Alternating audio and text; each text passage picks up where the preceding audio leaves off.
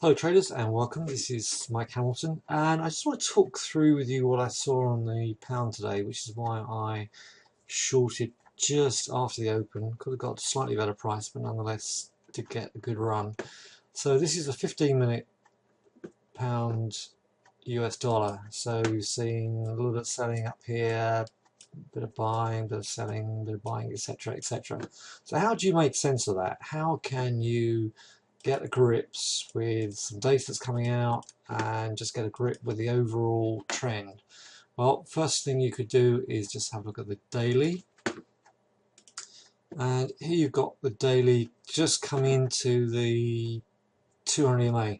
Alright, so that's an obvious target, 155, an obvious number, and so it's potentially got a little further to go as well, because this is the 55 EMA down there. So we were some distance away from 55. The RSI was high, stochastic momentum index high. A distribution pattern up here, sort of topping tails, new high, close below next day, which was Friday's setup. So that was on the cards. We started to see some selling yesterday and accelerated down to that level today. So that's an obvious first point of reference. Now, secondly, this is the 60-minute chart with the 55 and the 200 EMA. So how can we mark this up? Well, we've got this trend line coming across the highs.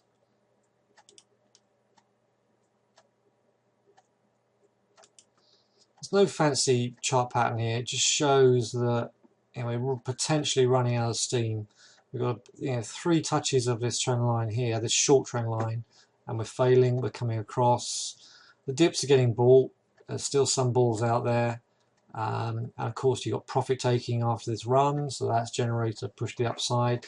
So this was wave one to the downside off of what was a very toppy extended daily. That was wave two. This was yesterday's, by the way, and then let me see. This was a lot of this was overnight and into Monday. This was Monday's close down there. So here on Tuesday we had a wave, a very soft, subtle wave, heading towards this 55 EMA. So anytime you're underneath the 50-55 EMA, particularly when you're between the 200 as well, then the chances are you're going to get a move to the downside. So we had a wave pattern with all the highest selling at least 2 points here, and we had a 60-minute candle just before the London Open that was a hangman, potentially an inverted hammer, star, sorry, with a little funnel-like pattern, little squeeze like that, very low volume into the overnight of the Asian period, and there. So that's Elliott wave and basic lower lows and higher lows. So what about fibs? The key to charts, as we talked about in the Traders Roundtable in the room, is fibs. Fibs unlocks the code of trading. So you didn't even need to know any of that information or analysis about the pound. Or one thing you could have done is just thrown the fibs over the last range, and you can see that we had the sell, the retest of the sell zone up here on Friday, come under the 55 EMA, but look here, when we came into the London Open, we broke this fib level. So it was major support up here. This was now a very weakened support, several touches on late Monday and a break down under in the Asian session. Hangman as we come into the session, into the London Open, and then we spend most of the day, certainly all of the Euro session, dropping lower, and we eventually came down to the 50% fibs. So we failed at the 76.4, we came down to the 50%. Right, so that's one way in which you can prepare yourself for the markets coming open. And of course it's even more obvious on the 15 minutes, because if you look at the last move on 15 minutes, this was the last main move.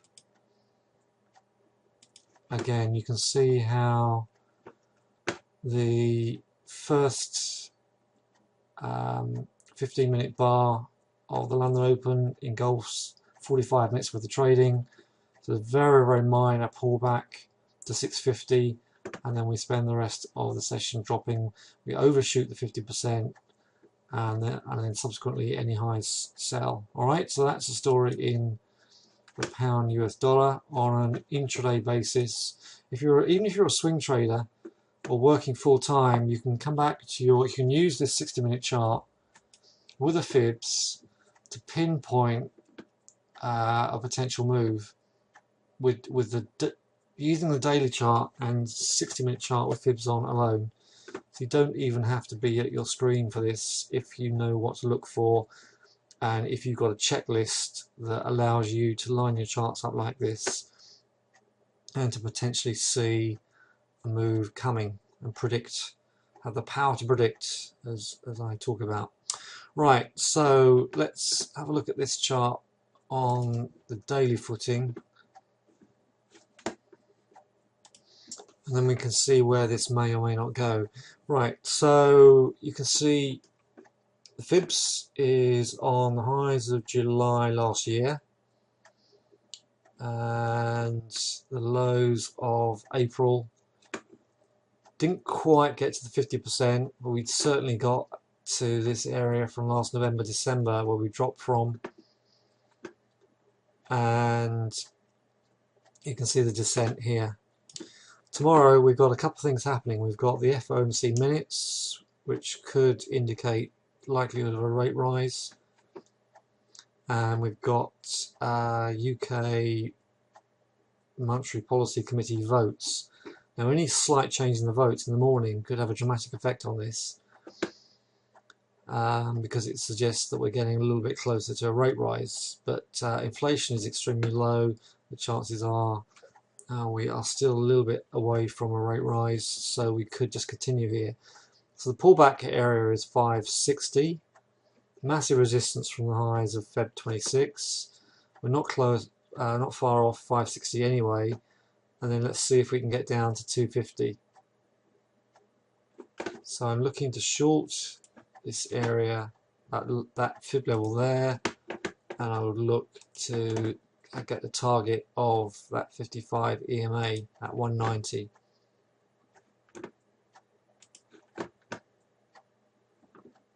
So just so you can see where the resistance is coming from and where the support's coming from, that's what I'm looking for tomorrow. Continuation. Pound yen, I would just leave.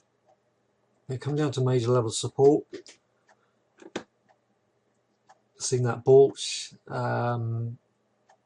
So it's got relative strength because it didn't fall anywhere near the same way as the pound US did.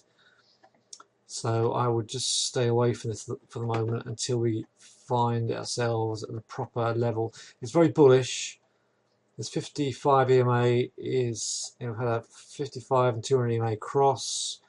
55 EMA is presenting itself. So at some stage these two are going to meet, at which point this could spark another leg to the upside. So I would just steer clear of that.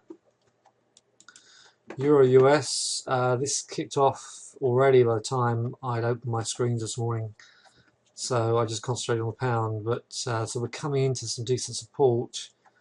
I would keep shorting. I think, but this I prefer the pound because the 55 EMA is potentially going to present a lot more support.